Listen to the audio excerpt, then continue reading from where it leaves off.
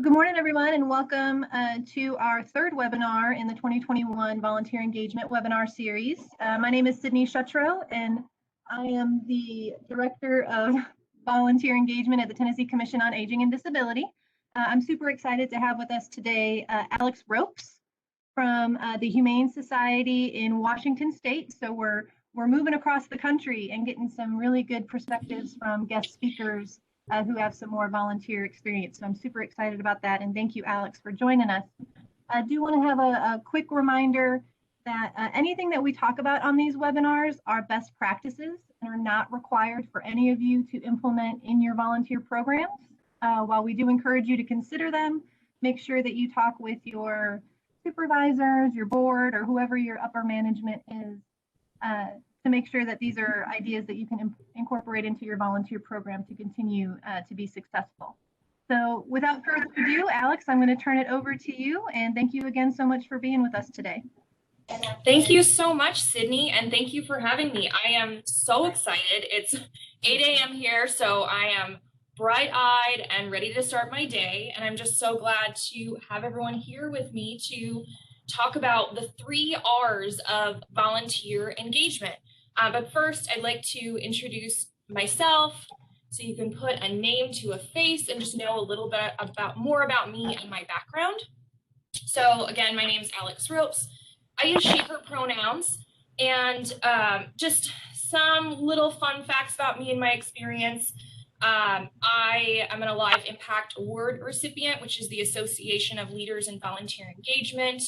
I am a South Sound 40 Under 40 Business Examiners recipient. I have presented nationally and regionally, whether with conferences or individual workshops.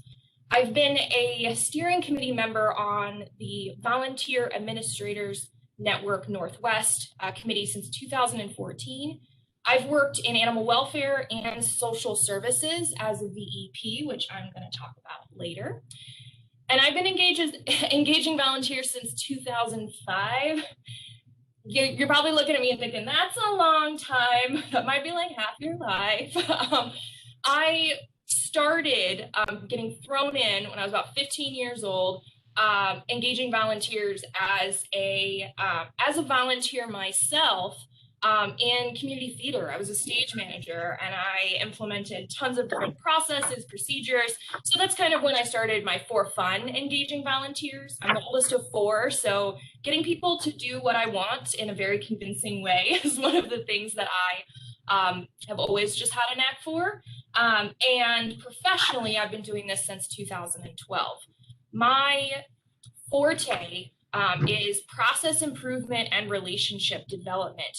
I absolutely love looking at processes and thinking, how can I make this easier for the people running the processes, so people working for the organization, and then also from the user experience standpoint, so the volunteers or staff perspective or community. And so that is something that just really I get super excited about. And then relationship development. I love people. Building relationships is my passion, and just connecting with others.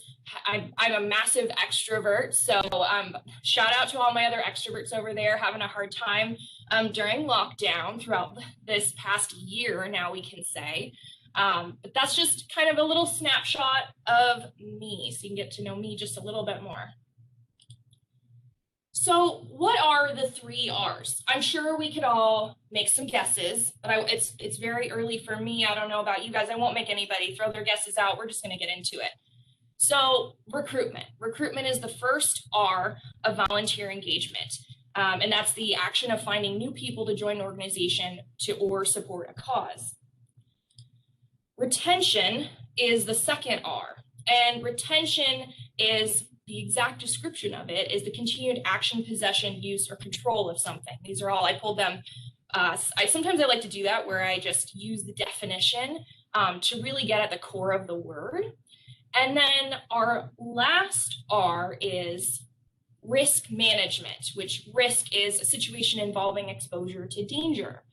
And when it comes to recruitment, retention, and risk management, a lot of us in volunteer engagement for many years have considered these separate pieces of a whole, but I really like to think of them not as separate topics, but as different ways that we can look at one specific topic. So if we're looking at one area of our program, maybe it's our volunteer handbook or our position descriptions, or it's the way that we're doing our marketing, we need to look at how does the marketing affect our recruitment, our retention, and our risk management? How do our position descriptions play into all of that? They're not separate pieces.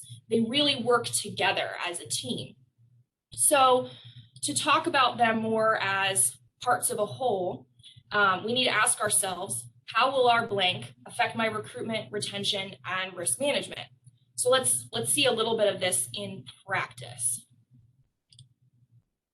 So again, how will this position description, we're doing position descriptions. How will this position description impact my recruitment, retention, and risk management? And if you don't have position descriptions, that's definitely something you want to have because it will impact your recruitment, retention, and risk management. And you'll notice that I use the word impact. That's because this morning I couldn't figure out if it was affect or affect. I kept going over and over it. So I gave up and I went with the workaround of impact. So very much was like, I'm just gonna roll with this one. So to ask about the position description, thinking about the 3 R's, is it engaging? Will it help recruit more volunteers to our cause? So that's recruitment. Is it meaningful? Will volunteers understand their impact and feel fulfilled in this role? Retention. Does it ensure that the right volunteers are placed in this role? Risk management. So that's an example of looking at one part of your program and thinking, how are the 3 R's going to be affected by this one piece of the greater whole? And with risk management, I did write in here, volunteers, the right volunteers are placed in this role. Another way of looking at that is really ensuring that the wrong volunteers do not get into these positions that it's not going to be the right fit for them. And so looking at your position descriptions from that perspective is super helpful. So OSFA, I will say one size fits all a couple of times throughout this. And it's not true. I'm going to say one size does not fit all with a volunteer program because every organization is different. I'm from animal welfare. I worked 6 years in animal welfare, and then I left the Humane Society and worked a couple of years in social services. And my experience in both organizations were so different. As a volunteer engagement professional in animal welfare, I was very hands-on. I saw volunteers every day. We only had one site, so all of our volunteers were only coming on site or they're working off-site as foster families. And I was involved with everything. I was involved with their onboarding. I was involved with their training, their placement. I would check in with them. I was considered their supervisor because we have a union present within our organization. So we have some staff that can't supervise volunteers or supervise anyone. And so taking that in consideration, that is just one way to be a volunteer manager. And then I switched over to social services and my role was completely different. I still used a lot of my skills. I brought all of my knowledge with me, but the focus really was on recruitment. So a lot of marketing, communications, going out and seeking people out, going to companies and talking with them about volunteering at Amara, the organization that I worked for. Whereas at the Humane Society, I basically would just sit and wait for hundreds of people to come to me every year. And I had to do the opposite and more filter them out. And in social services, my role, I didn't get to see volunteers every day because we had 4 different sites. So I wasn't able to use that relationship development part of my work. And instead, I really had to focus on my communications and making sure that everyone felt connected to the organization, even though they weren't all on the same site. And I know that, I'm coming from animal welfare and social services experience, and we have all kinds of different individuals experience attending this workshop. So just knowing that one size does not fit all is going to help you a lot when you look at any kind of workshop, just knowing that. Your demographics are going to be different. So volunteers, their age, gender, interest, their commitment, their availability, it's going to be different. And their interest, because people come to organizations with with animal welfare, we have all of these, we have animals. So people want to come for their love of animals. They want to be there with animals. And then in something where you're working in hospice, maybe someone was personally affected by a family member that was in hospice and they wanted to give back their time. And so it's just going to be a different interest level. And your process is also going to look different. We're going to talk about onboarding when we get into risk management, but onboarding is going to look different just based on your needs within your organization. So let's get into the 3 R's as individuals. So risk management is essentially setting everyone up for success, setting yourself up for success, setting your organization and clients, as well as your volunteers. You have to think about the risks involved with bringing volunteers on board before you bring them on board. And that is a lot of planning, a lot of preparation, a lot of just ensuring that when volunteers come, you're ready. You have everything in place. And we're going to talk about that some more. So was it the chicken before the egg or the egg before the chicken? I am admittedly corny. There's a lot of corny stuff in here. But we need to think about what comes first. The volunteers should not come before the preparation and planning. And I'm sure I'm preaching to the choir here, but you're going to need a volunteer engagement professional, first and foremost, a VEP, otherwise known as VPM, volunteer program manager. There's so many different names for all of us here. Volunteer coordinator, volunteer manager, director of volunteer services, leader of volunteers, volunteer representative, all different kinds of titles and all different kinds of work. Volunteer engagement professional is what I use just to encompass all of them. And it also, I think, elevates the profession, which is something that I have been trying to do for a long time with my work on Van Northwest. You're going to want to make sure you have a volunteer handbook. And if you haven't heard about CASES, you definitely need to start thinking about your work in this way. CASES stands for, so it's CASES, copy all, steal everything. And I added the S at the end, share. That's my own. And this is from Hillary Hagar of the HSUS. So she introduced me to CASE. And really, it's kind of, like casing the joint, that sort of thing. Oh, thank you, Sydney. I saw you threw that in the chat. Yep, copy all, steal everything. And then I added the S for share. And that is so true because so much of this is just best practices. And there are other handbooks that you can go to for examples. You do not have to recreate the wheel. You don't have to start from scratch. When I created my very first position description, I had 4 different examples in front of me of position descriptions to help me put mine together from people that had already been doing this work for so many years. And then you can build upon that, and then someone else is going to learn from you. The same goes from volunteer handbook. And when you're creating your volunteer handbook, you want to look at your employee handbook as well. Your policies should mirror each other. There shouldn't be any conflicting information. If you have an HR department, you should work very closely with HR when you do revisions to your handbook and when revisions to the employee handbook happen. Even though volunteers and employees are different, they are similar in so many ways, and all of the policies should be the same for them. Position descriptions. Now, if you have an organization like the Humane Society, where we have over 30 different volunteer positions, that's a lot of work, but you have to do it. You have to have a position description for your volunteers to ensure that they know what's expected of them. They know the impact of their role. They know the purpose of their role, and they understand what the schedule would be, what the general responsibilities are, what physical limitations may be involved. And again, you want to talk to HR to see how much your volunteer position descriptions can reflect your staff position descriptions.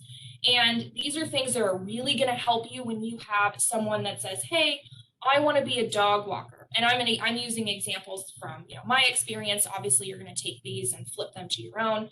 But someone that says, all right, I want to be a dog walker. And if you don't have a position description, you don't have a way to say, well, do you meet all of these requirements? Can you meet this availability? You don't have kind of your guiding point to ensure that they are going to be a good fit. You don't have things to talk about in an interview with them. You don't have enough. A title for a volunteer position is not enough to ensure that you are protecting your organization and following risk management. You want to make sure that you have put together your classroom trainings, webinars, hands-on training, whatever your organization needs. You want to make sure you put all of those in place. And when I create any kind of training, what I like to do is, if I can get the staff member that's going to be working them to facilitate the training, I absolutely will. If I can't get them to do the presentation, maybe it's not in their position description to be hosting trainings. Maybe it's just not something that they're comfortable doing, or they don't have time for, and you have to be the one. You can recruit a volunteer as well. Volunteers have been some of my most phenomenal trainers because they know the work because they're the ones doing it. So who better to train them, train new volunteers, than your current volunteers who are experienced and knowledgeable about this work. And then, as well as when I'm creating a webinar or a training, you want to make sure that you at least talk with the staff, talk with the volunteers, and have them view your training first before volunteers do, so that they understand what you're communicating to the volunteers. They know what the expectations are. And the same goes for position descriptions in a volunteer handbook. I asked all of our staff to ensure that they read the volunteer handbook if they were working with volunteers, which is typically everyone. And you really want to work to have HR and leadership on board as well, so that they, again, know the expectations of the individuals they're working with. If we're all working somewhere and we all know the employee handbook, we all know the same rules we're supposed to follow and enforce and support. If we haven't read the volunteer handbook, we don't know what's expected of our volunteers as staff members. So again, having staff involved and having that staff buy-in is going to be really important for the success of your volunteer program. And staff buy-in looks like, as I've mentioned, including staff in the development of trainings, getting their feedback, having their say on the position descriptions, talking with them about your ideas to create a position before you've done it, talking about, asking them their concerns so that those can be addressed before you bring on volunteers, and ensuring that staff know what the process is if they do have a concern with a volunteer that has been placed in their area. And staff buy-in comes from, your entry-level positions within the organization all the way up to your CEO. You want to ensure that leadership supports your volunteer engagement efforts as well, because that's going to trickle down throughout the entire organization. As well as having staff involved in the training of volunteers and the development of those trainings, you also want to make sure that you are training staff how to work with volunteers. You are going to essentially be asking staff who, within their position descriptions, likely have not, don't have a requirement to supervise volunteers, to become supervisors and to work with volunteers, to work with unpaid staff. So what I have done is held an annual staff training. So I don't do a training with every single staff member when they come on board, especially in many nonprofits. There can be a high turnover rate. So that would be quite exhaustive if you're training people, new staff members, every single time they come on board. But if you can do a once a year training, or make it virtual, do a recording like Sydney has, and then you can share it with the staff when they come on board, and it can be part of the staff onboarding process. And ensuring that HR knows that within their position descriptions, there should be something that says working with volunteers, so that they know from the day that they interview that they are going to be working alongside volunteers. And if you can talk to HR or your hiring department or hiring managers about the interview process and have them have questions about volunteer engagement within that, that is even better. I would love to see every organization that has volunteers have things in the staff position descriptions and in their staff training and even in the employee handbook about working with volunteers, so that everyone knows their role. And last but not least, and this list is not all inclusive, I'm sure I've forgotten things, but budget. You need a budget to run a volunteer program. You're going to be printing paper. Though I advise not very much, I like to do a lot of things digital. You can save a lot of money for your programs if you turn your handbook and other documents that are more substantial into PDF files. If you can have forms that people usually fill out by hand, have them turn that into a fillable form. You need a budget for database, which I just forgot to put that on the list. You need a database. If you're still doing pen and paper, talk to me. Remember how much I love process improvement. I love getting people involved in using a database, or at least getting them from pen and paper to a computer, even if it's an Excel document, just something that is going to help you have more time to do your day-to-day work, and you're not working with a paper tracking system. But you need a budget a lot of times for your databases, because they can range from a few $100s a month. We pay roughly, I want to say $200 a month for our program. And that really adds up for a year. And if your CEO wants you to run a volunteer program or start a volunteer program, you need to ask for money to do that. For t-shirts, for appreciation, for all these different things that help run a volunteer program, you need money to do that. And I forgot to mention, if you want to throw in questions in the chat as we go, that is super helpful, because then at the end, Sydney can go ahead and ask those of me. So just know, we'll do questions at the end, but feel free to throw them in the chat if something pops in your head. I might answer it, and that's that, but throw it in there. Onboarding. Okay, so this is kind of where you get to customize everything. And if we were doing this in a hands-on workshop, I would have these, yes, on paper, as little slips, and we'd have glue and stickers and things where you get to move things around based on your organization's needs. For example, an application might not be number one. As you see, I haven't numbered these, but because again, one size does not fit all with volunteer engagement.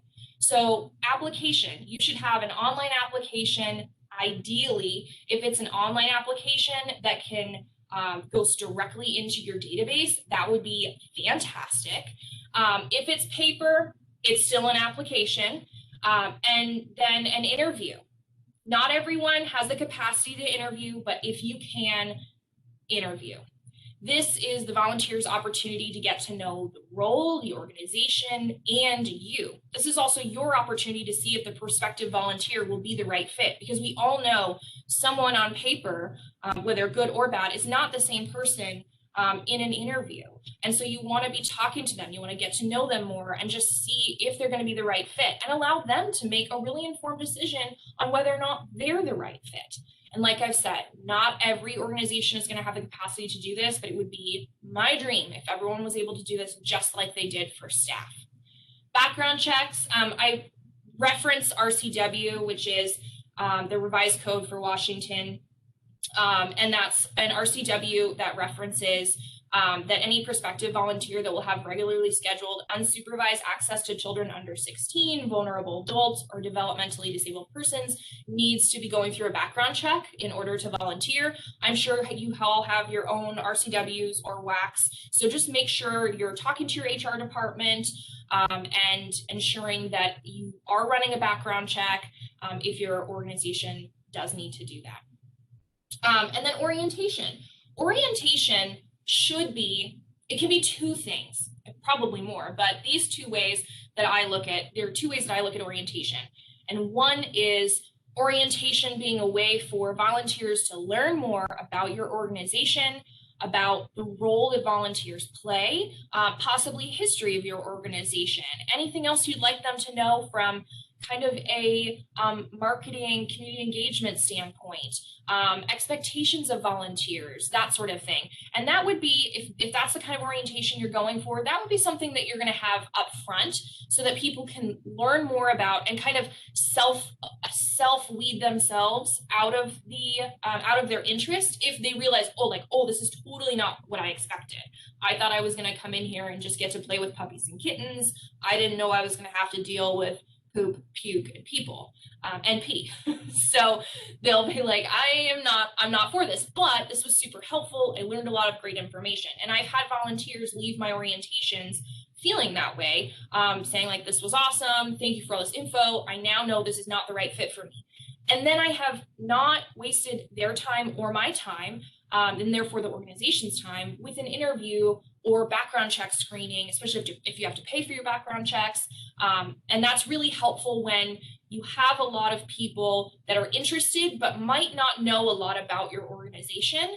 And it's also a great way to get them in if they're on the fence. So having orientation or some sort of information session ahead of time is really helpful.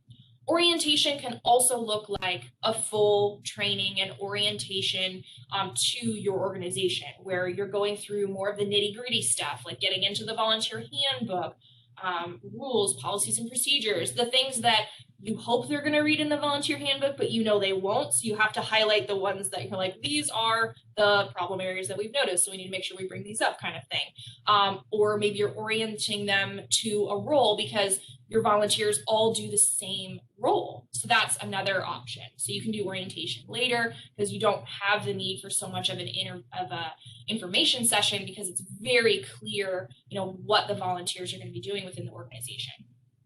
And then, of course, training, as I mentioned, either classroom style, or you're going to do webinars, or just recorded trainings, as well as hands-on training. A lot of people, I learn by driving, so I need to be in the driver's seat if I'm being taught something. That's just how I operate, and I know a lot of people are that way too. So it's really helpful to have that hands-on experience, or at least a shadow shift with someone before really diving into everything.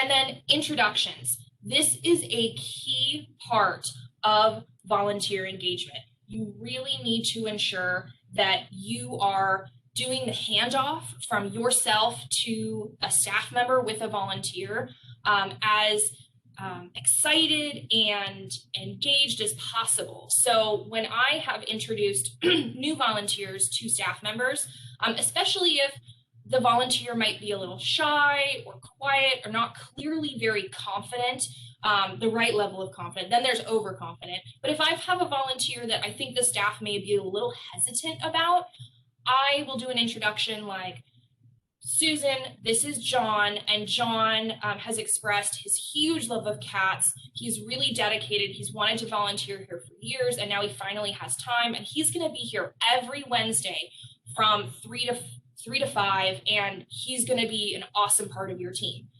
In doing that introduction, that handoff between, and I say it in front of the staff member and in front of the volunteer, so that is it's not just, hi Susan, this is John, he's your new volunteer. It's boosting the volunteer's confidence and showing that I believe in them and I know they're going to do a phenomenal job. And it shows the staff that this is someone that I believe is going to be a really great fit. And it's just a much better handoff if you can have some sort of an introduction like that, showing your confidence in these individuals. And it helps with the staff too, because a lot of times I don't know if this happens with any of you, and feel free to pop in the chat if this is something that you have experienced, but I have experienced handing off a volunteer to a staff member, and the staff member literally like holding back an eye roll or sweat pouring down their forehead because they're so stressed and they have so much going on, and they just look at me like, no, please, no, I can't handle like a volunteer right now. I have too much going on. Or maybe the last volunteer didn't work out, and so they're just like, oh, this one isn't going to work out either. You know, you kind of have a burnt out staff member, so that handoff isn't going to go very well. So if you start doing transitions or introductions with a bigger introduction, I have seen so much more success in that volunteer staying on longer and that staff member investing more in that volunteer. There have also been times where I've stepped in when I clearly see that staff are like, I literally can't do this even though I said I could. Like, today's been super, super busy and crazy, and I'll step in and help show at least what I can until the staff member has had an opportunity to catch up. But again, introductions are super important. If you're not the one doing them, please pass this off to whoever is doing that introduction. Or if it's done via email, you can do the same thing.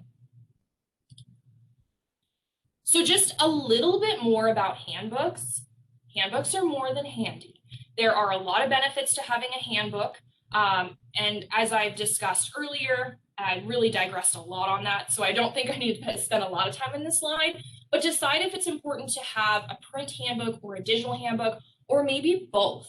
I usually always had a print copy available at the volunteer check-in station in case someone wanted to refresh themselves on it. But when I notified volunteers that they were welcomed into the organization, they've been accepted for their role, I would send a digital handbook, a PDF handbook to them, and I'd say, please read this before your first shift. And then I would usually do, non-COVID times, I would do a group walkthrough of about 10 volunteers at a time throughout the organization, because there's a lot of areas that at the shelter will say staff only, but it means staff and volunteer only. And then there's some real staff only areas, and just ensuring that volunteers knew where they should be going, where they shouldn't be going, and areas where they needed to check in, the different departments. It's a big building, so I really didn't want them to get lost. But I digress. At that check-in or at that walkthrough, they were supposed to sign their agreement saying that they have read their volunteer handbook and they agree to follow all the guidelines, et cetera, et cetera. Probably won't hold up in court, but it's just a reminder to them that they signed it, kind of thing. I don't know if you guys have done a lot of research on signed agreements or waivers. A lot of them won't hold up in court. They're just kind of fluff unless you really have had a legal team look at them. And not every organization has the funding to be able to do that. But they're good to have anyways, regardless if you can pay a lawyer or attorney to look them over. But the funny thing would be at the walk-in, I'd ask everyone, hey, you all read your handbooks, right? It's time to sign the agreement. And everyone kind of look around at each other, and I'm like, okay, all right, you get a pass for now, but please read it before you come in for your shift. Just as a reminder, making sure they knew that they really should read it. And sometimes I'd even pepper in some things of, it has things like what shoes to wear in there, if we haven't talked about that in an orientation, or other things that I think they may have questions about and may ask me or may not ask me. It's all in the handbook. And remember, again, one size does not fit all. Your volunteer handbook should be specific to your organization, just like your employee handbook is. And volunteer versus employee, we've talked about that. Having your employee handbook mirror, or your volunteer handbook mirror your employee handbook.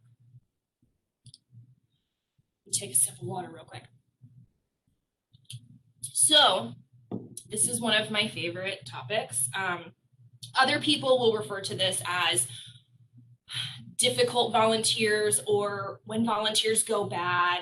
I love using the term when volunteers go rogue, or I'll call them a rogue volunteer.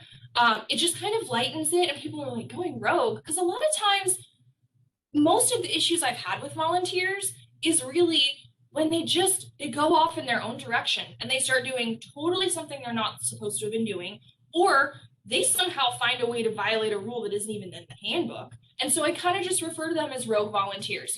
They just went rogue. And these are things that if you have to have a difficult conversation, or you have to have some form of a formal reprimand.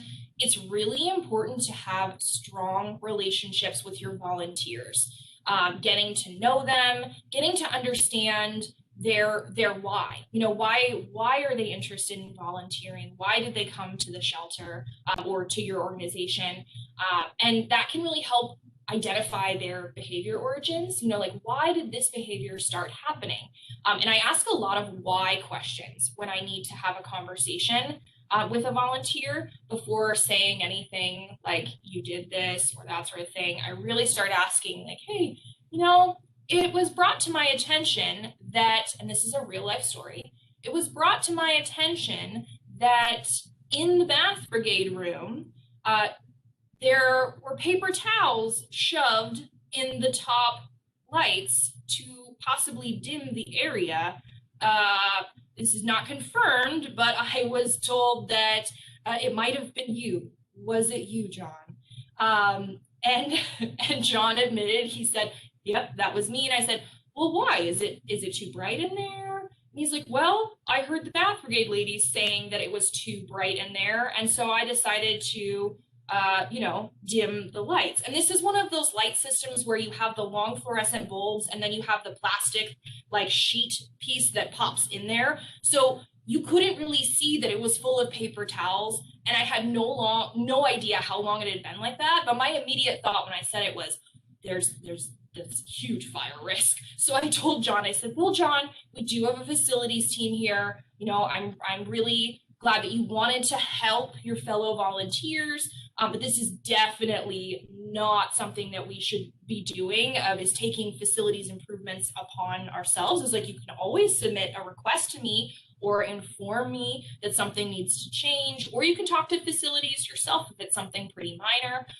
But definitely we don't want to be sticking paper towels in the lights and then, catching the entire building on fire. And John did see the error in his ways. And he was one of my favorite rogue volunteers because he continued to do things like this. And I would document it every time. So that was the first verbal. And then we would move on to disciplinary procedures. And I have that written out in my volunteer handbook. You want volunteers to know what happens when they go rogue or step outside training boundaries, that sort of thing. I don't typically use go rogue in my handbook. And you want them to understand and know in your handbook, what are the grounds for dismissal? Like, how do I get fired here? Because you can and should fire volunteers when they go rogue so severely that it warrants that, or you have repeated offenses and you need to have a policy outlined for that. And you can talk to your HR department about how to write that. I can send you an example of my volunteer handbook if you'd like. My contact information is at the end of the presentation. But you definitely need volunteers to know, like, what happens when I step outside my boundaries and do things I shouldn't. And you want to document things. If you've had a conversation with your volunteer, you want to make sure that you are putting that, if it's in a database, putting it in the notes, or just writing a note, putting it in their volunteer file. And then if it's a written warning, you need to have a document for that. And you need to write something up and have them sign it and know that they have now reached the written warning. Very similar to a staff process, because then at the end of the day, when after 5 different, very well-intentioned facilities upgrades, I had to pull John in, and all I had to do was look at him and just go, John, it's time. And he looked at me and he said, yeah, time to go, because he knew what would happen the next time and the time after that. And he knew that that was the last straw. And so it just makes for an understanding of what happens between both of you when volunteers start to step outside their training boundaries or break rules and, do anything that's grounds for dismissal. All right. And again, feel free to throw questions in the chat as we go through. Okay, our second R, recruitment, bringing new volunteers to your organization. So one size fits all does not apply, because some people need to recruit for your organization. Maybe recruitment is a huge issue, and maybe recruitment is not a problem at all. When I worked at Amara, it was an organization where we had volunteers working with children that had just entered the foster care system, and they had to go through the same amount of requirements that a staff member did because of licensing requirements, which some of you working in aging and disability or hospice, I'm sure, have a lot of those same very like lengthy requirements they have to go through. I mean, we had an in-state international background check. They had to get fingerprinted. They needed to complete an application. They needed to go through 2 different trainings before they came on board. We had to ensure that they had their flu shot. They had to have references checked. I mean, and the list goes on and on.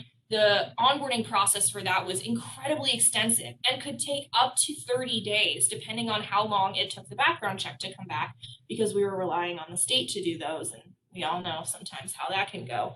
So keeping volunteers engaged during that amount of time was really challenging. Recruitment was a massive issue at Amara. And one of the reasons that I went there, because I wanted to be challenged, because recruitment was not an issue at the Humane Society. I was turning people away every single month. I could not possibly bring on as many volunteers that came with interest into the organization. It just wasn't possible. We didn't have capacity for that. So there's a lot of interest for that and not as much for Amara. So I really had to work on my recruitment efforts. So for you, online recruitment platforms might be something you want to use. There are online recruitment tools that I'll get into on the next page. Some are local, some are national. I think most of these ones are national, but also think about your demographic of volunteers. Are you looking for teens? Are you looking for, your Gen Xers? Are you looking for boomers? What demographic of volunteers are you looking for? You want to make sure that your recruitment collateral, your media, is out in the places that they are looking. So they might not be looking at recruitment platforms.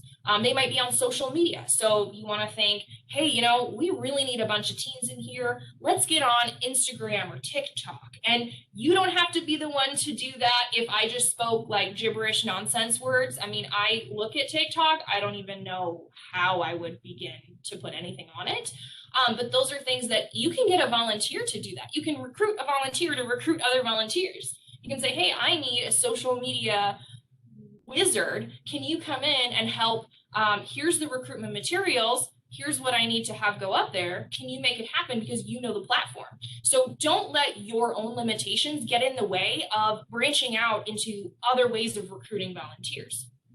There's also print materials like posters or getting into the newspaper, that sort of thing. News stories. So if you can work with your marketing and development department to do some recruitment, recruitment shouldn't also be only on you. Everyone within the organization has an impact on volunteer recruitment, donor engagement, client engagement. Everyone has a part to play. So really work with everyone to say, hey, encourage your friends and family to volunteer with the organization.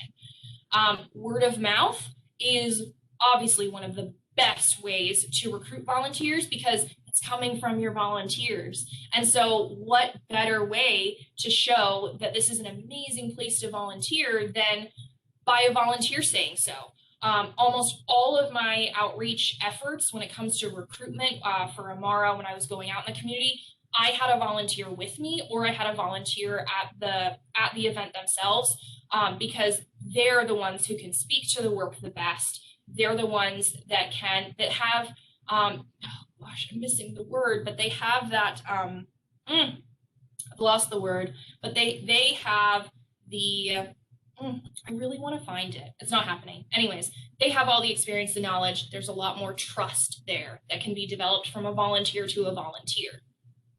Okay, so just a couple of online recruitment tools. Volunteer Match, United Way, Just Serve, Golden Volunteer, Handshake. These are all ones that you can look into online. Volunteer Match is a really great, hence why I put it on top, a really great place to recruit volunteers because you type in somebody's looking to volunteer and they type in volunteer. Volunteer Match is going to be one of the first ones that pop up there. Hey, Sydney, I want to check in. I just want to make sure we have till 9 or 9:30. 9:30, so you have 45 minutes left. Whew, okay, good. Thank goodness. I was like, oh boy, I might be in trouble. Okay, fantastic. So, inclusive engagement. So, DEI, obviously very hot topic for a long time, and something that's incredibly important, but has to be done very carefully. I went to a workshop one time, and it was about recruiting a diverse pool of volunteers. And in this workshop, the presenter said that if we wanted to recruit volunteers of color, we needed to have volunteers of color on our marketing material, on our website, etc. And I sat in my chair and cringed. And I'm one of those people that, like, if I'm in a workshop, I respect the presenter. I'm not gonna like challenge them. I'm just like, I'm not doing that. I don't want to be that person. But I sat there and I was like, oh dear goodness, that is not where you start. If you do that, if you say, hey, we want to, maybe your CEO says we need to have a more diverse pool of volunteers working in our organization. We want to be top notch on that. Go ahead and, change all our marketing material. That can be seen as a bait and switch effort, though. If your marketing material doesn't reflect your current pool, and someone comes on board, if you have changed the marketing material to have people of color, and some people come on board and they look around and I'm being real with you guys right now, that if they look around and it's a whole bunch of white people, they have been sold false advertising. There's a huge lack of trust that trust is gone. Your organization is not set up in place to support different cultures. If you're trying to recruit Spanish speakers, but you don't have any Spanish speakers on staff, how is that going to work? Or you don't have, it's just something where there is a lot more work that goes into this. And I don't have all the answers, but I just want to address some things that shouldn't be done, and that is one of them. You want to make sure that you are starting from the ground up. You're working with HR. Your staff are going through diversity, equity, and inclusivity training. And your entire organization is upholding those values before you try to diversify your volunteer pool. That was a really hot topic for a long time.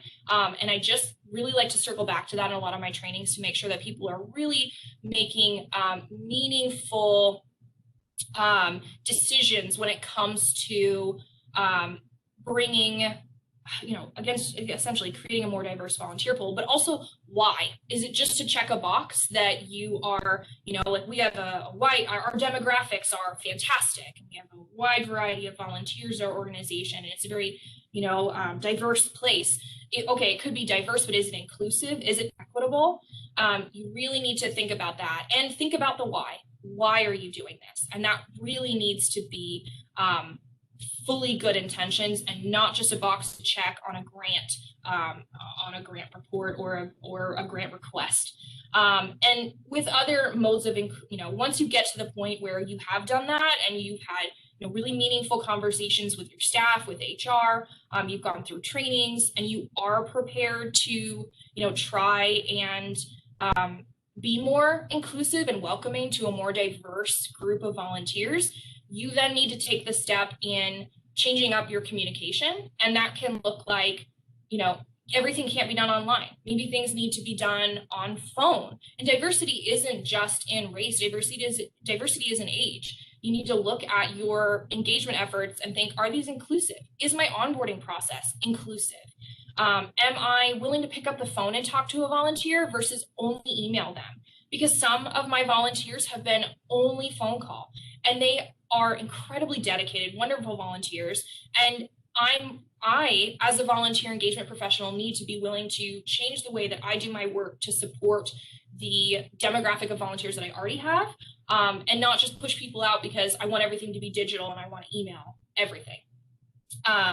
And so think about your communication tactics and when going into all that. So just a little bit on that. I'm not a DEI professional, but a huge part of my work at Amara was focused on diversity, equity, and inclusion. So if you ever want to talk a little bit more about how that plays into volunteer engagement, please reach out. My contact information is at the end. It's something I'm super passionate about, making sure that people make those really meaningful decisions first before jumping into something like that. Okay, other ways of breaking down barriers, and I kind of talked a little about this on the last slide, your volunteer application.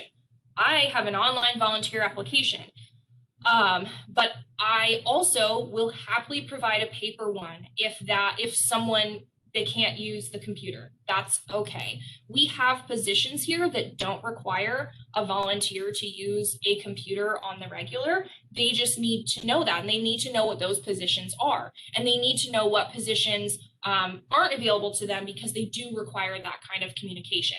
Though a lot of ours are hands-on positions here at the shelter, so don't require a lot of that.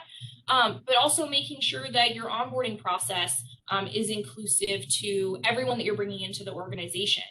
And I mentioned background checks as a requirement earlier, but there's been a lot of talk lately about, how are background checks really serving individuals that are trying to come back into the community after being incarcerated, or just with minor things on their record, theft from when they were a teenager in foster care, all these things. I mean, I've had tons of experiences with individuals that had a really rough history because of trauma that they had experienced. And this is primarily when I was working in social services, and they had a record, but they wanted to give back. They wanted to be that person for someone else that wasn't there for them. And so how can a background check essentially create a barrier for someone that has lived experiences that would be a huge benefit to your organization? So taking a look at what you will and will not authorize, and really thinking, well, if they have theft on their record, then we just won't have them handling money. Easy peasy, won't have them handling money, or any, working with giveaway items, whatever you want to do, like make things inclusive if you can, so that you are able to bring people in that want to change their life. Volunteerism has the power to change lives, and you don't want to put up a barrier for that. You want to keep people safe. You want to keep your clients, your staff, your volunteers and safe, but you also want to be inclusive and help people change their lives. I had a volunteer once that our application our online application had a little required field on address. And he had talked to me after orientation because he tried to fill out the application before, and he just said, hey, and he waited around for a long time to talk to me because there were a lot of people that had questions, that sort of thing. And he waited till the end because he didn't want anybody else to hear what he had to say. And he basically told me that he was homeless. He was working on finding a home. He was staying at sometimes he stayed at a shelter, sometimes he didn't. And so he didn't know if he should put an address or what address, or if I could just take an application without one. And he was one of our most dedicated volunteers. He volunteered with us for over a year, my most reliable, hardworking. So there, spoiler alert, of course I brought him on board. I said, that shouldn't be a barrier to you being able to become a volunteer with us in an animal shelter. And then a year later came on board as a staff member, and doing very similar work to what he had as a volunteer. And he actually just recently got promoted into another role that he had been applying for a couple of times. And so this is the power of volunteerism and customizing things when people ask you, and if it's within your ability to do so. Obviously there are things that, we can't go around, but if you can, you'll be really pleasantly surprised with the individuals that come into your world and really show, I think, breaking down those barriers and how important they are. Other things like transportation, if you're able to provide that, that's a really great way to break down barriers for, if you want, like, for example, if you want teens, 14, 15, they can't drive yet. And so that might be a huge barrier for them to be able to come in and volunteer. So providing things like bus card and that sort of thing could be really helpful. Also paid internships, and that really plays into inclusivity. So if you're, and equity, and diversity. So if your organization has internships and you can afford to pay your interns, I highly recommend you do that, because that helps people that don't already have a step up. Because a lot of times if you're going to college and you're working a job or 2 jobs just to pay for college, you also probably don't have time to take an unpaid internship because you're working. And so then, you know, unpaid internships are, again, a way for privileged individuals, and this is, you know, the higher number of the demographic of internships, to continue to get a step up. So I very much push for paid internships as a form of breaking down barriers. So that's kind of outside of volunteerism, but it's something that you could push for, because most interns fall under volunteers until they become paid interns. Okay, moving on. Retention. Okay, keep them coming back for more. Relationships are key, and I talked about this earlier. Relationships are key because volunteers are people. I love it when people refer, and I say this in full sarcasm, I love it when people refer to volunteers like as this other. I go, those are volunteers. That's a volunteer. I'm like, that's a person. You're a staff member. You just want me to call you staff? No, you have a name. You know, so like understanding that volunteers are people, and when a person feels valued, they're likely to return, you know, either to the place where they felt valued, or come back and do the work that they felt they valued in doing. And in relationships like marriage, in friendships and family, if you feel valued and appreciated in a friendship, you're likely to remain in that friendship. If you don't, you're going to walk away. You're going to identify that person as a toxic person that you don't want in your life. If you feel loved, valued, and cared for in a relationship, you're going to stay.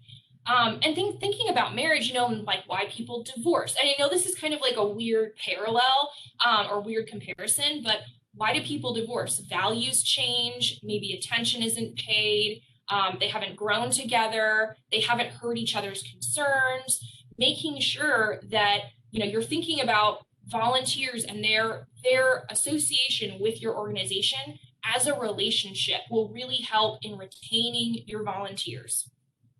And thinking about, again, volunteers as individuals, as people, remembering names and faces. Sydney had a perfect example for this, saying hi to everyone as they entered the workshop. It identifies you as an individual. You're not just someone that's, you know, signed on to a call and we're going to forget about you. No, we said hello. We know you're here. And we're acknowledging that you're a part of this experience right now. And that's really, really important. And if you're not someone that remembers names, there are so many tricks to remembering someone's name. First of all, you have to be very, very intentional with it. It's one of my things that I prided myself on the most with volunteers. And I got to the point that I had developed such a skill for it. At one point, I bragged at the walkthrough. I bragged at a walkthrough with 10 people. I said, I will remember your name when you come back, because they said something, someone said something like, oh, because I asked their names earlier on in the walkthrough, and pardon me, someone said something like, oh, you remembered my name. And I'm like, well, we just talked about your name like, you know, 20 minutes ago. So of course, just remember it. And, you know, in my head, I said that, but then I said, and I'll remember it on your first day. And everyone looked at me and they were like, really? Remember my name on my first day? And I'm just like, yep. And then, oh my gosh, I held myself to such a high standard with that one, to the point where I saw a volunteer on the way to check in, and I saw them downstairs, and there's 2 ways to get upstairs. And I thought, oh, and I'm not going to swear, but I'm going to swear, but I was like, oh, shoot. Oh, poop. I do not remember their name. And I raced up to my computer because I hadn't had time. There was like a fire that happened, not a real fire, but, you know, a fire. There had been a fire or something, and I hadn't checked my list for everyone that was coming in that day. And I ran up to my desk and I sat down right as the volunteer was checking in. And as soon as they checked in, they popped up on my Volgistics screen. And I was like, Lindsay, it's so good to see you. And they were like, oh, you remembered my name like you said you would. And I was like, don't sweat bullets, just roll with it. So they don't have to know that you didn't really, really remember, because that's a lot of people, especially if you have like 300 volunteers. It's a practice, and you have to make it a part of your work that is important to you. And when you're introducing staff to volunteers, make sure you say their name a lot so that the staff remember. Obviously, name tags are very helpful, but not everybody wears those, that sort of thing. So building relationship, communicating with volunteers, getting to know your volunteers, I think is one of the most meaningful ways that you can improve your retention. And if you can't be the one to do that, like at Amara, I couldn't be the person to do that. Though I tried to develop as much relationship over email as I could, as much connection to someone else through email. You can still encourage it within your staff and really push for them and just give them really good examples in your training of how important it is to acknowledge someone by their name and put in that effort, because it shows that they matter to you and that their presence here when they come in was important to you. Okay, I think I need to go through some of these slides a little faster. So it's the little things. I'm so glad you're here, and thank you should be heard by each volunteer at least once on their shift, at a minimum. No volunteer should ever leave their shift and have never heard hello, goodbye, I'm so glad you're here, thank you. One of those acknowledgments has to happen at their shift. I myself have volunteered. I think hopefully many of you have. This is a very good practice to get into as a volunteer engagement professional, is to volunteer within other organizations. One, you get really nice hot tips about some fun things that you could be doing for your volunteers. So you kind of feel like a little bit like a spy, at least in the beginning, if I don't immediately introduce myself to the volunteer manager, or if it's one of those things where I never meet them because I just sign up online and it's a group event or something like that. But it's also a really great way to really immerse yourself into the volunteer experience, because even though it might not be the exact same experience in the exact same shift, it is something that is going to help you. For example, I volunteered 2 shifts in a row at an organization, and not one person acknowledged me both times. And I had been there a month, so I knew what I was doing, so I didn't need anyone to show me what to do.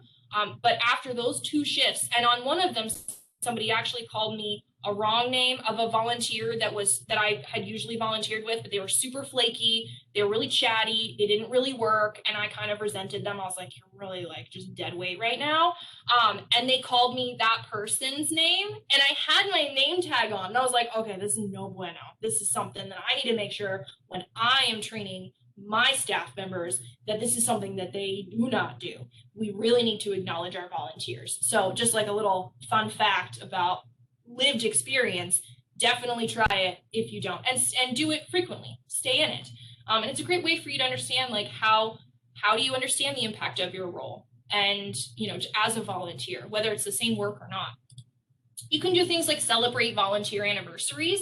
And when I say volunteer anniversaries, not their marriage or anything like that, but the anniversary of when they started.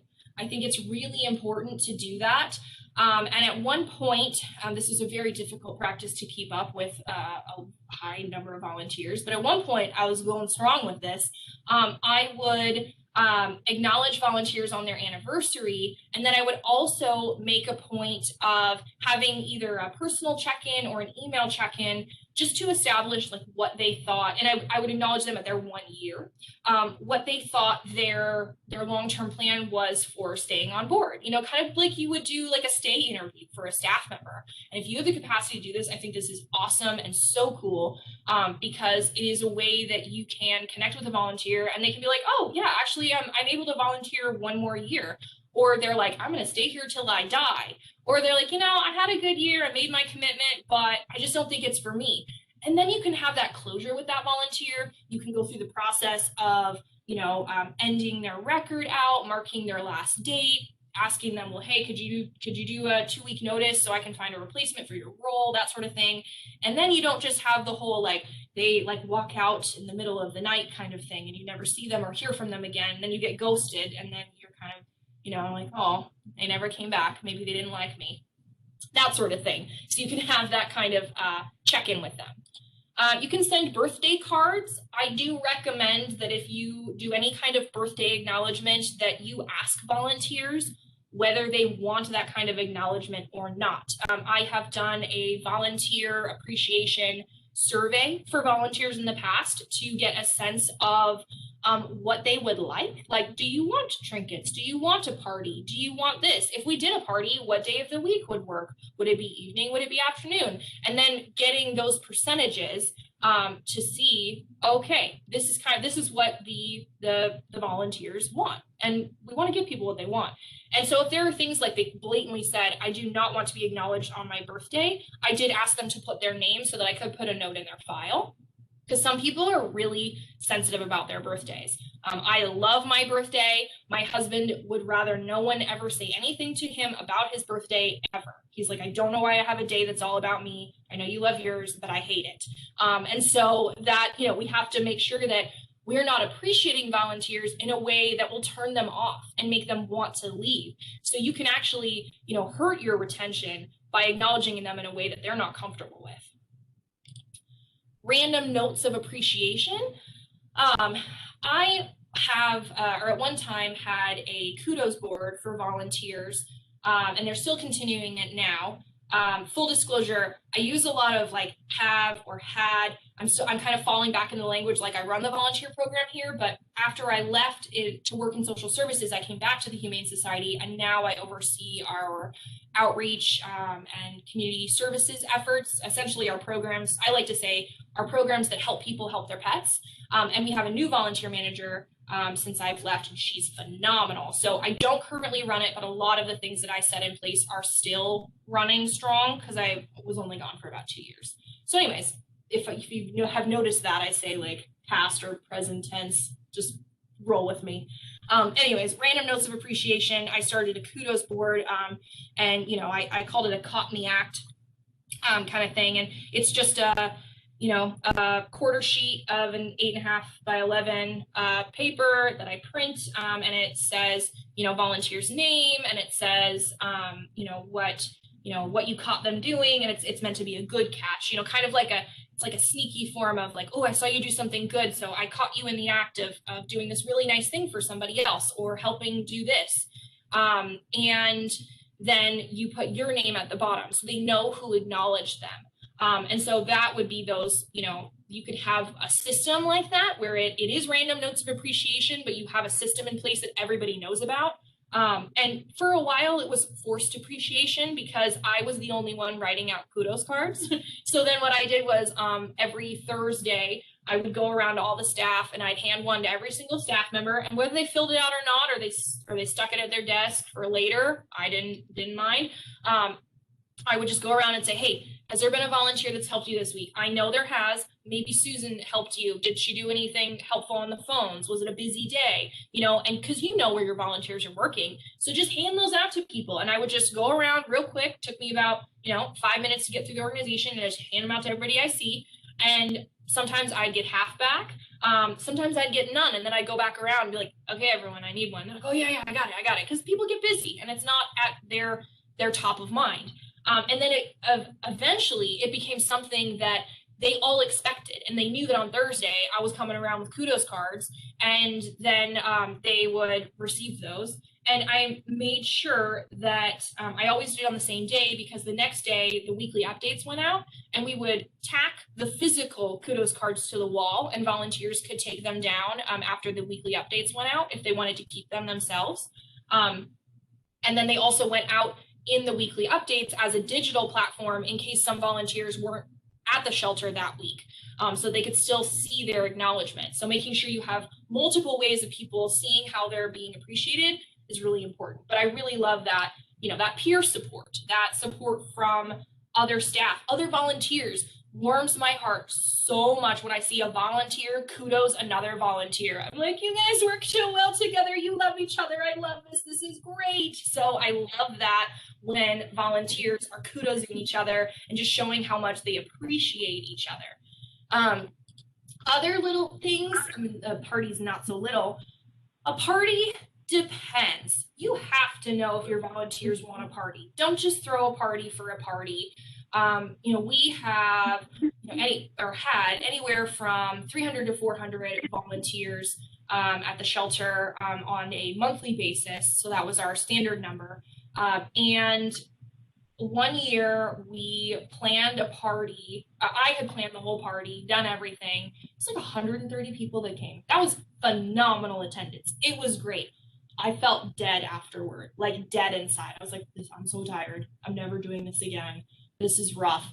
Because we put on a really big one and I did a lot of work leading up to it. But that was a lot for one person. So I learned from that, learning from our mistakes, or essentially just opportunities for improvement. I like to see those a lot, that I needed a committee. So I created a committee with my leads in the department in each area. So I went to the rabbit team and I said, hey, who wants to be on the party planning committee? Because they liked the party. That was agreed across the organization. So I didn't really need a committee to determine appreciation, but you might want a committee to determine appreciation. You can have a committee. I mean, I'm digressing horrifically now, but you may have a committee to determine like when training materials need to be updated and things like improvement within, the different volunteer roles. Like you can go wild with committees. They're fantastic. But with the party planning committee, I said, all right, who would you like to be on it? And I usually would ask the lead first, the lead in the area. And if they said no, then I would say, okay, who will you nominate? And so then I go and check with those people. And so I had someone from rabbits, I had someone from dogs, from cats, from admin, and I had 6 people. So a pretty good group so that every area felt represented. And we met and I said, all right, most of you were at the party last year. You know what that's about. What would we like to do this year? Like decor, appreciation. Should we create any more awards? What do we think we want to do for food? Like all these different things. Do we need to serve food?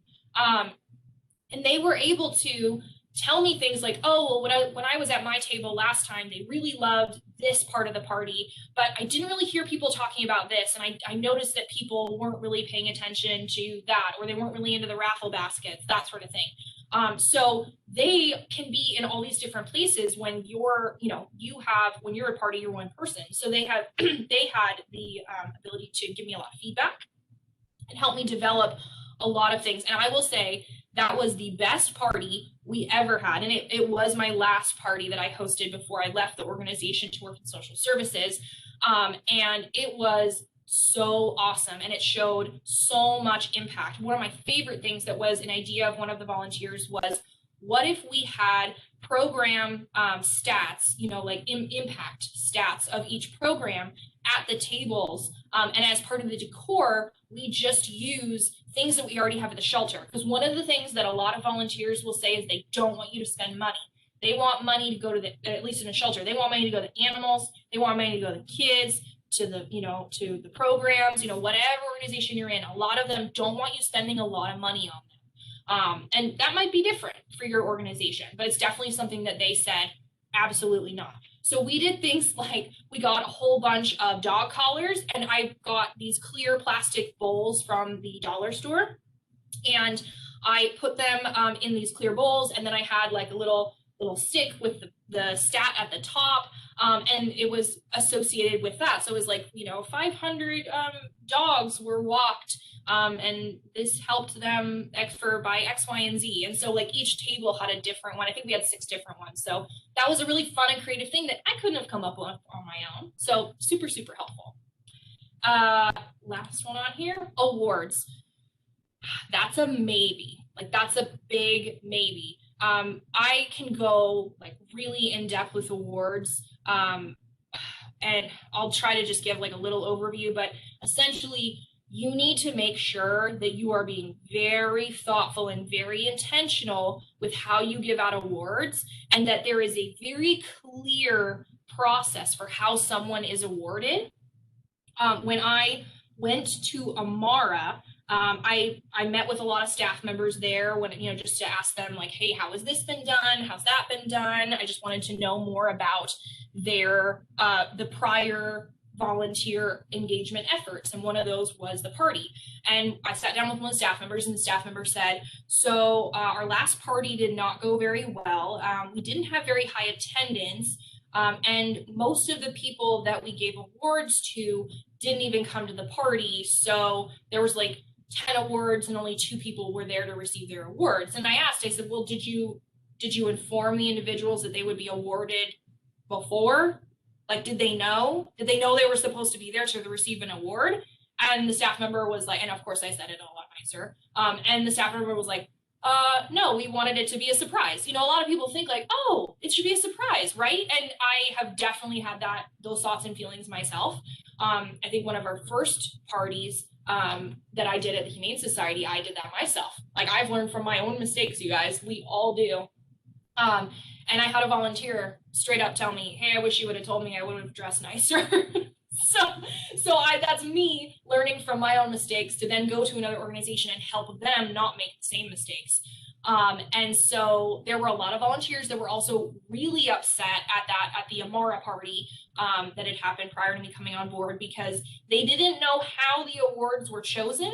So when someone was given an award for best storyteller, they were like, well, I read really good stories and the kids do too. Also, I never see this volunteer. I don't know anything about them. Like, they didn't do like an introduction about the volunteer. They didn't share how long the volunteer had been there. So there are ways that volunteers or awards can hurt your retention efforts if not done properly. You need to have a process. Like, all award recipients are eligible after 3 years of service. If you have a pool of like 50 volunteers that have been with the organization for 3 or more years, like, that's a good pool to choose from. Or maybe you need to make it longer, like 10 years of service. And then I would usually do a Rising Star Award for volunteers that had basically just kicked ass in the first 6 months, which at the shelter, our commitment was only 6 months.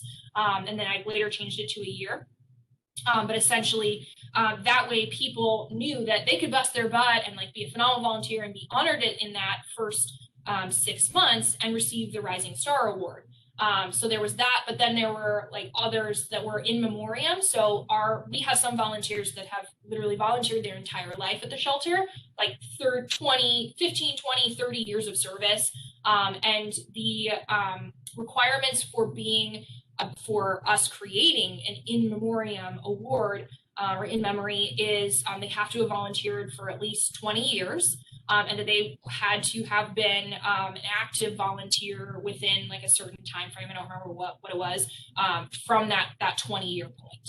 And had to have like this many hours and made a really big impact. And then we had at that time 6 in memoriam awards, or 5, and we created one more for a volunteer that had passed, and their wife was still an active volunteer, and they presented the award to someone. But you could only receive that award if you had been a volunteer for 5 or more years of service. So there's all these different things that you want it to be very clear, and that is something you can put in your handbook. So volunteers have something to look forward to.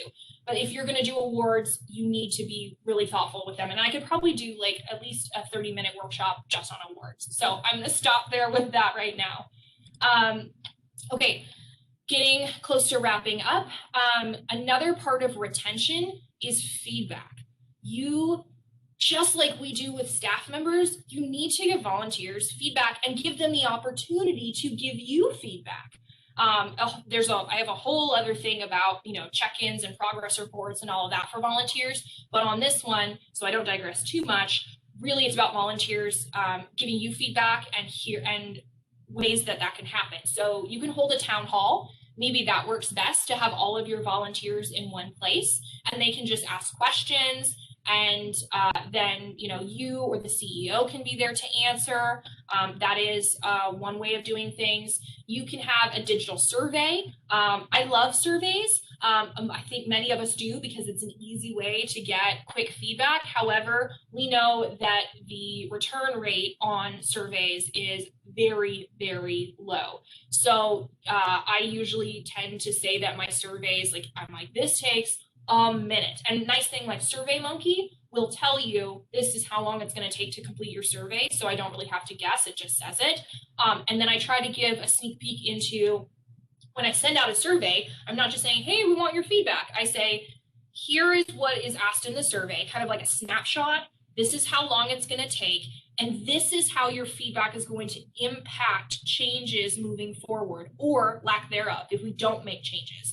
so that they know, okay, it's only going to take me this long. These are the types of questions they're going to ask me. And sometimes I'll be like, it's 90% multiple choice and 10% comments. So they have an idea of what they're getting into before they get into it. And like, oh, multiple choice, I can do that. Boom, boom, boom, easy peasy, done. And then that impact part is really important when you're sharing a survey, because most of us think like, oh, well, I'll share afterward, like what was the result? But we need to show, why are we asking you this? Why is this important to be asking for this kind of feedback? Like an appreciation survey. That one was very well received because I said it was really, really fast, and I had most of it was multiple choice, and it was really fast. And I told them, like, I want to acknowledge you in the way that you want to be acknowledged. And a lot of this is going to be as a group. There will be opportunities for you to make any individual requests, but for the most part, I need to know if I need to plan a party or not.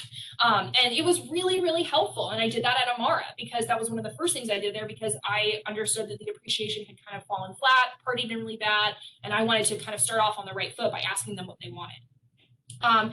Individual check-ins, not everybody has the capacity to do this, but it is really, really helpful if you're able to just check in with the volunteers. And sometimes it can just be random. Like you're like, oh, hey, John, I haven't seen you in a while. I've missed you when you've checked in.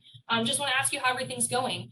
At my desk, I asked that the volunteer check-in station, be right outside my office. That is, it's a blessing and a curse. It has its pros and cons, but it was really, really helpful, especially if I had to check in with a volunteer that day or ask them a question. They were coming to me and I didn't have to find them. I saw every single volunteer check in that day, and it guaranteed they got a hello, a goodbye, or at least a hello or goodbye, and that I'd get to say hi and thank them and just check in and see where you're going today, because some volunteers would volunteer in different areas. So if you have the ability to do that, definitely nice having it outside there. But you definitely want to have some sort of a door or like a curtain or something if you do have time that you're like, I actually really have to not be interrupted. And if you have a sign on your door, obviously volunteers will respect that. Okay, I want to have time for questions. So take action after feedback. You want to report back to the volunteer. You want to send an update to all volunteers if it's something that's going to affect everyone shelter-wide or organization-wide. And explain the why, whether it's good or bad, because a volunteer may say, hey, we really think that the volunteer check-in station should not be nearby you because we don't want to see you every day, or we feel like we interrupt you. This is a random example, but there's that. And then you may say, oh, okay, thank you for your feedback. I'm going to take that in consideration. And if it's something that you have to get back to them on, if you have to think about it, think about it. Otherwise, you can save yourself some heartache and just respond in the moment and be like, that's something. But you know what? I really like being able to check in with you guys and see you. I mean, do you think this affects a lot of volunteers? Oh, I realized I have a really good example. I had a volunteer. I started sending the weekly updates out as PDFs, and I had a volunteer email me back and say, I can't open PDFs. And I bet a lot of people have a problem with this. This is a huge issue for me. That was out of 300 volunteers. One volunteer said that. And I said, oh, that's interesting. You know what? I'm going to put a poll in the next, I'm going to put a poll in an email, and I'll put it in the body of the email in the next update. So it wouldn't go in the update PDF. It would go in the email. So I knew people got those. And I did a poll, and out of only 40 people, right? Not a lot of people respond to things. Out of 40 people, that same volunteer was the only one that said that they had a problem with PDFs and that it was an issue for them. So I responded back and I said, hey, if I'm going to continue sending PDFs, these are the survey results. Is there another way? Like, how can I help you be able to open these documents? Or if you want to check in with me, I'm happy to send it to you as, something else, maybe a JPEG or whatever. And so that's a really great way of somebody expressed a concern, and then you took action to see if it was, especially if it's something that's going to affect everybody. Like, I'm not going to change my weekly updates that I've decided should be in a PDF format for 300 people if only one person is concerned about it. However, I am going to acknowledge that person's concern and try to see if there's some sustainable way within my capacity to be able to handle that. I want to make sure I have time for questions. So last slide, quick recap. The 3 R's of volunteer engagement. I know we talked a lot more about how recruitment, retention, and risk management, we talked about them as individuals, but always remember that everything that you create, whether it's a handbook, a position description, or if somebody comes to you and says, hey, I think a volunteer should wash our windows outside the building. And you're like, well, recruitment, do I feel that that position would be meaningful? Would I be able to find anybody that could do that? Retention, is someone going to want to keep coming back to that? That's a pretty solitary job. Are they going to want to do that? Risk management, having a volunteer on the roof, like what is that going to do to our insurance? What's the risk of them getting injured? That sort of thing. Also, should we be paying someone for this?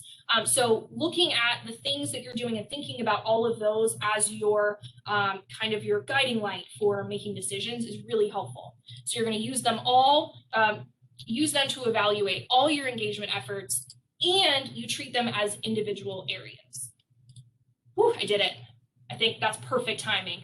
I think Sydney, let me know. I hope we have time for questions. I think so. I have my contact information down here, alexr@thehumanesociety.org. Also have my LinkedIn if you want to find me and connect. I love being connected to people, and I would love to answer some questions. And I have, where's the chat? I have the chat now. Okay. Yeah, we definitely have time. I know we have 4 minutes left in our general time frame, so we understand if people need to log off here in a few minutes. If you can hang out with us, I think it'd be really great if everyone can stick around even for an additional 5 or 10 minutes, so Alex can answer some questions and give some more advice on a couple things that have been commented. But Alex, are you able to look at the chat box, or you want me to? I sure am. Nope, I've got it. So it looks like the first question was, what database do you use / recommend? I used Volgistics for 6 years, and I absolutely love it. It's one of the more expensive, but it's highly customizable, and the cost that you pay is going to be dependent on how many users you need, how many volunteer records you need to save, all of that. It changes the price, which is really helpful. So it's not a one size fits all. You can customize it to your organization. And I am incredibly well versed in Volgistics. It's one of those systems where it is very, very, very customizable once you get into it, but it's not intuitive. You really have to know what you're doing, or just watch all the videos like I did.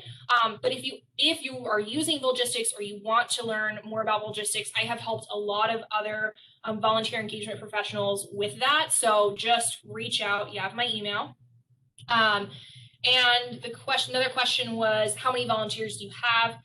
We had 300 routine volunteers, about 700 inactive, but we still sent emails to, because we wanted them still engaged to our organization, and they hadn't asked to not receive any emails anymore, so we still sent them. And that would just be some emails that went out. And I see trying to decide at what point you graduate from Excel. Anytime. I really, like, whether you have 5, maybe not 5 volunteers, but like if you have 50, maybe, or 30, I would love a database for any amount of volunteers. And I see a note, thank you for making this important point about not tokenizing our few volunteers of color by using their photos over and over. Oh, thank you, Kristen, I really appreciate that. I never know when I say things like that. Who am I gonna offend? Who's gonna get upset about it? But it's things we need to talk about. Love it remembering names. Oh, yep, ask you your name 3 times before I remember it. Let's see. Oh, I cannot think of your last name. Oh, that's a great trick, saying, oh, I can't remember your last name, and then you hear the last name and you remember the first name. That is a really good trick. Oh, Kristen, agreed. It was poor experience as a volunteer that drove me to a career in volunteer support. I'm just reading all the comments now, sorry. Question, we have had a difficult time finding younger volunteers to commit time. Many of our older dedicated volunteers have decided not to come back. Are you kind of, Rhonda, are you thinking COVID-wise for your older volunteers not coming back because they're high risk, or just maybe not wanting to, because they don't want to work with the youngins that don't want to commit time? That's kind of 2 different, questions. But the younger volunteers not wanting to commit time, that is a trend, and that is something that I would say, do a lot of research on Gen Z, the newest upcoming generation. They are very, we'd like to think they're a lot like millennials. They are not, and their motivations are different. They do I think there may be a little issue with attention to detail, or not attention to detail, but like attention in general, because with social media and being on social media so much, our attention spans continue to decrease and decrease, and then we create addictions to distraction as well. So I think roles where a young volunteer is able to do lots of different things and change up what they're doing is really helpful for them. I think doing the same thing every time is not something that's going to work for this younger generation. So just like while I have a little time to talk about it, one little topic. And during the pandemic, we haven't had the project. During the pandemic, we haven't had the projects to keep volunteers engaged. Any suggestions for keeping folks involved when there's nothing pressing for them to do? That is definitely difficult, and we've had that same issue at the shelter. At Amara, because we went right into lockdown, in March, at Amara, and I just came back to the shelter in October. At Amara, we did a once a month volunteer like a virtual connection. So they weren't volunteering their time, but they still felt connected to us. So that's not necessarily something for them to do, but it was a way for them to still feel connected to the organization. And we still provided updates every month and just things that were happening at the organization, maybe not involving the volunteer component as much because they're not volunteering, but just keeping them involved. So I think I'm at time. I just want to say thank you, everyone, so much for joining me today. And Sydney, thank you so much for having me. This was super fun. Yeah, absolutely. Thank you so much, Alex. There's a couple of takeaways that I got from you, so I really appreciate it, especially the cases. I always say, there's no need to reinvent the wheel, but I really like the copy all, steal everything, and then your addition to share. So I think I'm going to put that in my office and have it as like a new motto or mantra. I love it. It kind of makes me think of, do you have, or even possibly us creating a Tennessee specific like volunteer resource library? I know there's a lot, like I know Points of Light has it, Volunteer Pro has it. What do you think of the idea, and even everyone who's still on the chat, if we kind of do a Tennessee specific volunteer resource library where everyone can share their infographics, their handbooks, their descriptions, their applications, and everything's kind of all in one place? I think that sounds awesome. And I'm seeing people in the chat, capital letters. Yes, we were trying to do something like that for Van Northwest on our website.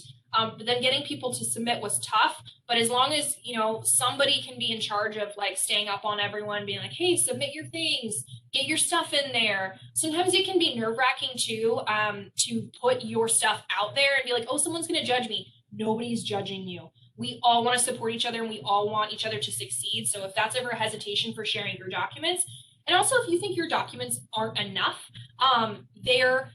there may be something, you're like, oh, my handbook's not really that great. There may be something in there that somebody else is like, this is profound and awesome, so helpful. Like, don't think that yours needs to be the be all and end all. Something's going to help somebody else. And so that's definitely a great way to start. Awesome. Thank you for the support on that, and others who are typing in the chat box. It may take me a few weeks to a month to kind of get it going, but I think that's something that we're going to do here, hopefully have it done by the summer and get things kicked off that way. I also, as it was mentioned in the comments, really liked your just kind of dipping your toe into the diversity and inclusion. And I may reach out to you. I know we have kind of a set schedule for the series right now, but I always say, things are pending, depends on trends, and topics can change at will. But I'm definitely thinking about connecting with you again and seeing maybe this late summer or fall if you'd want to talk about some diversity and inclusion ideas. Fantastic. Yeah, and I can also connect you with some people that I think would be really great presenters on that. Awesome. Yeah, I think we would all benefit from that. We had a question come in. Would you be willing to share your slides with me so I can send it to everyone? Oh, absolutely. I'll convert it into a PDF and send your way. Perfect.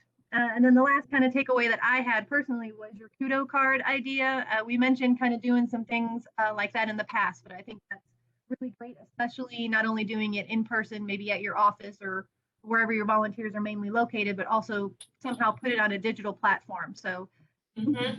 For those takeaways. I really, really appreciate your time. I'm going to go ahead and stop the recording. I did want to remind everyone our next webinar is going to be April 15th, and we're going to talk about virtual volunteering. So I hope everyone can join us for that. And thank you so much again, Alex. We really appreciate your time. I really appreciate being able to share with you all. Thank you all so much for everything you're doing.